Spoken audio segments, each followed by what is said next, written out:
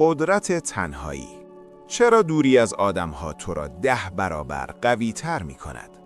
تنهایی واژه‌ای که خیلی ها ازش فرار می‌کنن، چون فکر می‌کنن یعنی رها شدگی، افسردگی، بی‌کسی.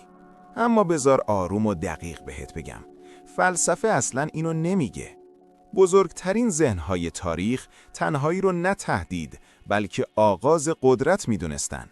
جایی که برای اولین بار صداهای اضافی خاموش میشن و خود واقعی شروع میکنه حرف زدن. این فقط نوک کوه یخه. شوپنهاور یکی از اولین فیلسوف‌هایی بود که تنهایی رو فضیلت میدونست، نه نقص. اون میگفت هرچی انسان از نظر فکری عمیق‌تر باشه، تنهایی براش خوشایندتره. چرا؟ چون در جمع ذهن مدام درگیر قضاوت‌ها، حماقت‌ها و سطحی نگری دیگرانه. اما در تنهایی هیچ فریمی بهت تحمیل نمیشه، میتونی خودت رو ببینی. شوپنهاور یه جمله تکان دهنده داره. میگه بیشتر بدبختی آدم‌ها از اینه که نمیتونن چند ساعت با خودشون تنها بمونن. از نگاه اون، آدم معمولی از تنهایی فرار میکنه چون درونش چیز دیدنی نیست. اما انسان عمیق در تنهایی ریشه میدونه، میسازه، یاد میگیره و رشد میکنه. تنهایی اولین قدم استقلاله. دوست خوبم، این ویدیو از راه برتر رو لایک کن تا پر انرژی ادامه بدیم. نیچه، تنهایی زادگاه انسان خطرناک. نیچه تنهایی رو انتخاب لوکس نمیدونست، ضرورت میدونست. میگفت اگه قرار متفاوت فکر کنی، خلاق باشی یا از مسیر جمع جداشی، محکومی تنها باشی. از نگاه نیچه، گله یعنی جمعی که فکر نمیکنه، فقط تکرار میکنه. زندگی عادی، امن ولی بیروح. او میگفت کسی که راه خودش رو میره، همراه نداره و این جمله ترسناکه اما واقعیه. نیچه باور داشت قدرت در فاصله گرفتن از تایید دیگران متولد میشه.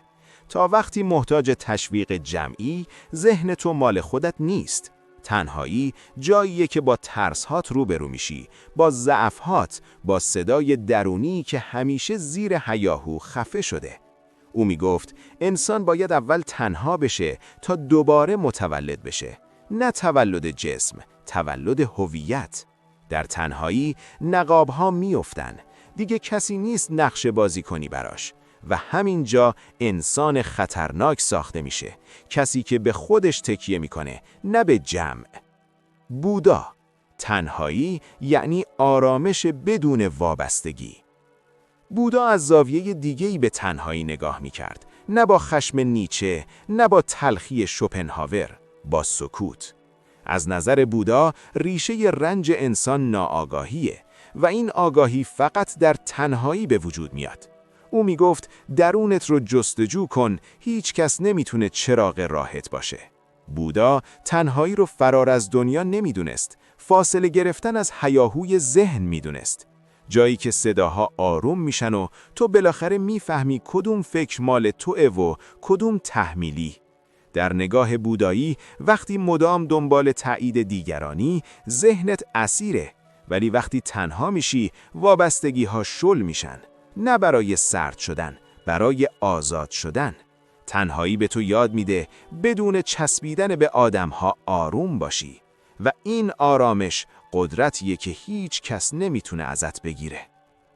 کیرکگور، تنهایی یعنی ایمان داشتن به راه خود.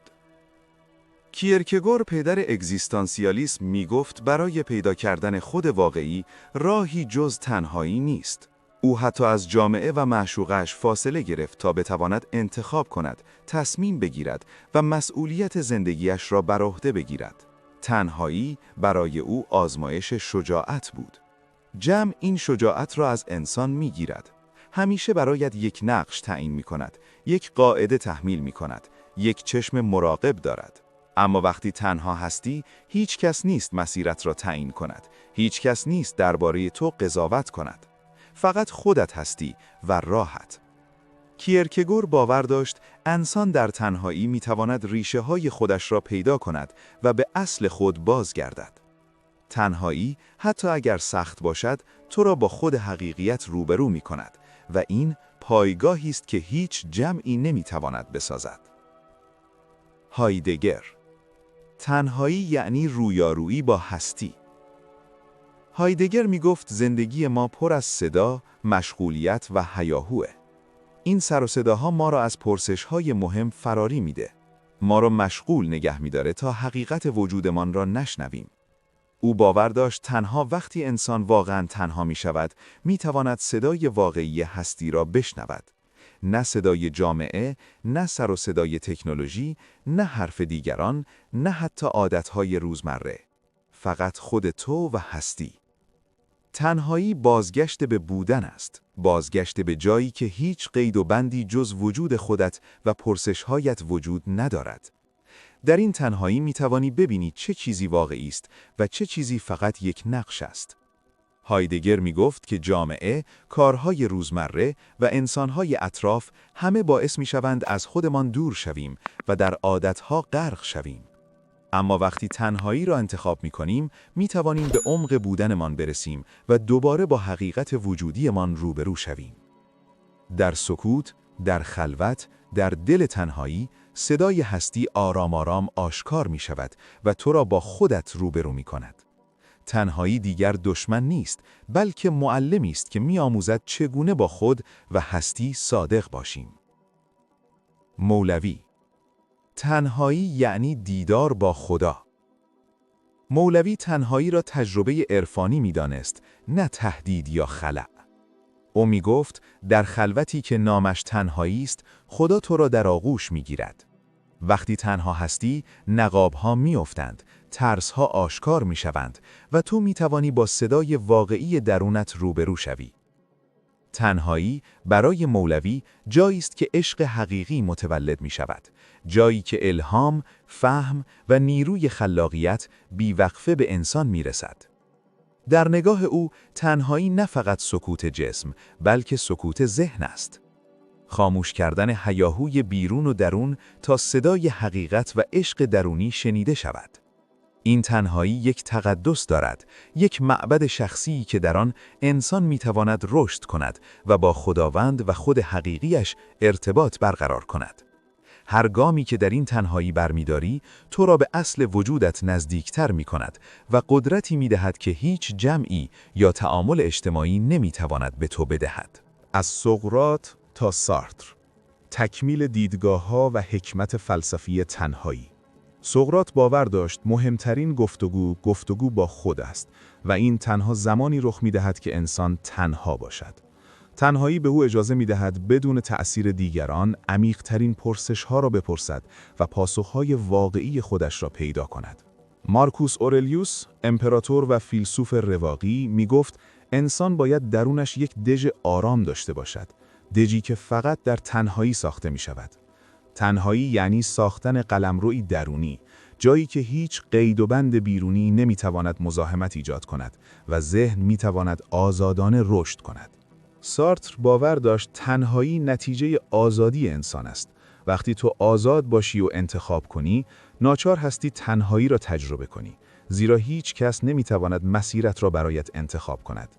تمام این فیلسوفان با وجود اختلاف‌های فکریشان روی یک نکته توافق داشتند: تنهایی ابزار کشف حقیقت، خودشناسی و استقلال فردی است. امروز می توانیم ببینیم که تنهایی فقط نبود دیگران نیست، بلکه سکوت و حضور کامل در لحظه با خود واقعی است. در این تنهایی است که انسان می تواند رشد کند، تصمیم‌های مهم بگیرد و پایه‌های قدرت درونیش را بسازد. این پارت جمع‌بندی همه نگاه‌های فلسفی است، از سقراط و رواقی‌ها تا سارتر. همه میگویند اگر میخواهی خودت باشی، باید مدتی تنها باشی و از این تنها بودن نترسی، بلکه استقبال کنی. چرا امروز تنهایی سخت‌تر شده و تفاوتش با تنهایی فلسفی؟ امروزه با وجود شبکه‌های اجتماعی، گوشی‌های هوشمند و پیامرسان‌ها، ما از همیشه بیشتر تنها هستیم. اما این تنها بودن تنهایی فلسفی نیست، این یک تنهایی سطحی است، پر از حواس پرتی، اعتیاد به تایید دیگران و هیاهوی بیوقفه. فیلسوفان میگویند تنهایی واقعی یعنی فاصله گرفتن آگاهانه از این صداها، نه فقط نبود دیگران. وقتی درگیر شبکه‌های اجتماعی هستی، ذهن تو مدام درگیر مقایسه، رقابت و تایید گرفتن می‌شود. این تنهایی سطحی و بی اثر است و حتی می‌تواند تو را خسته و ناتوان کند. اما تنهایی فلسفی یک انتخاب آگاهانه است، یک سکوت عمیق، یک فاصله واقعی از سر و صدا، یک بازگشت به خود. در این تنهایی است که می‌توانی به عمق ذهن و قلبت دست پیدا کنی، خودت را بدون قید و بند ببینی و رشد کنی. تنهایی فلسفی چیزی نیست که از آن فرار کنیم، بلکه فرصتی است برای تمرین استقلال، شجاعت و خلاقیت. این همان سکویی است که تمام فلاسفه روی آن تاکید کردند، جایی که ذهن آزاد می شود و قدرت درونی متولد می شود. امروز اگر بخواهی تنهایی را تجربه کنی، باید بین هیاهوی مدرن و سکوت عمیق فرق بگذاری و آن را انتخاب کنی، نه فقط تحمل. چگونه از تنهایی قدرت بسازیم؟ حالا که فهمیدیم تنهایی چه جایگاه بزرگی در فلسفه و رشد انسان دارد، میرسیم به مرحله عملی. چگونه میتوانیم از تنهایی قدرت بسازیم؟ ویزیون، سر و صداهای محیط را کنار بگذار. سکوت ریشه فلسفه است و در سکوت است که ذهن میتواند فکر کند، با خود حرف بزند و مسیر واقعیش را پیدا کند. در این مسیر روش‌هایی وجود دارد که همه فلاسفه روی آن تاکید داشتند. با خودت گفتگو کن، مثل سقراط. سوالات واقعی زندگیت را بپرس و جوابها را در تنهایی پیدا کن. تنهایی یک معلم است، یک استاد بزرگ که همه فلاسفه روی آن توافق دارند. شوپنهاور، نیچه، بودا، کیرکگور، هایدگر، مولوی. هر کدام با سبک و نگاه خود میگویند برای پیدا کردن حقیقت باید مدتی تنها باشی و این تنهایی را تجربه کنی، نه از آن فرار کنی. در تنهایی میتوانی رشد کنی، قدرت بسازی و دوباره با خود واقعیت روبرو شوی. اینجاست که تنهایی دیگر واجهه با درونی ترین ترس هاست. وقتی مدتی تنها میشوی، میبینی چقدر قدرت، آرامش و خلاقی کن چیزی به دست میآوری که هیچ جمع و هیچ رابطه‌ای نمیتواند به تو بدهد. از موبایل و سر و صدا فاصله بگیر، با خودت حرف بزن، با سکوت دوست شو و مسیرت را بساز. پروژه شخصی داشته باش، یادگیری کن، برنامه ریزی کن و از وابستگی‌های احساسی عبور کن. تنهایی را انتخاب کن، نه تحمل. وقتی این را یاد بگیری، تنهایی دیگر یک فضای تهدید نیست، یک زمین تمرین برای تولد دوباره توست، یک فضایی که در آن میتوانی خود واقعی، قدرت واقعی و مسیر واقعیت را کشف کنی.